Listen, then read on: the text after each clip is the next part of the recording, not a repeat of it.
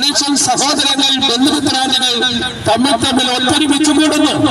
എല്ലാം യാഥാർത്ഥ്യമാണെങ്കിൽ പോലും ഇന്ന് മനുഷ്യന് സ്വസ്ഥത അനുഭവിക്കാൻ കഴിയുന്നു. ദൈവത്തിന് മഹത്വമുണ്ടാകട്ടെ. ഈ ബാനറിൽ ചേർത്തിരിക്കുന്നത് പോലെ ശ്രദ്ധിക്കുക, സൂക്ഷിക്കുക, ശക്തരാകുക, ഭാവി നിത്യതയ്ക്കായി കരുതുക. ലഹരി പദാർത്ഥങ്ങളുടെ ഉപയോഗത്താലും ആത്മഹത്യ പ്രേരണയാലും വാഹന അപകടങ്ങളാലും എത്രയെത്രയോ ജീവനങ്ങളാണ് ഈ കാലഘട്ടങ്ങളിൽ നാശത്തിന്റെ പാതയിലേക്ക് എത്തിക്കൊണ്ടിരിക്കുന്നത്. മനുഷ്യൻ അല്പ സന്തോഷത്തിനായി ലഹരി പദാർത്ഥങ്ങൾ അത് വാങ്ങിച്ചുപയോഗിക്കുന്നു. അനന്തരമായി ഭാവി നിത്യമായ അത് ആ അസമാധാനത്തിലേക്ക് അവൻ ചേരുകയാണ്. തൽഫലമായി ആത്മഹത്യ ജീവിതത്തിൽ പ്രവേശിക്കുന്നു. അതിന്റെ പരിണിത മറ്റൊരു ഫലമാണ് വാഹന അപകടങ്ങൾ.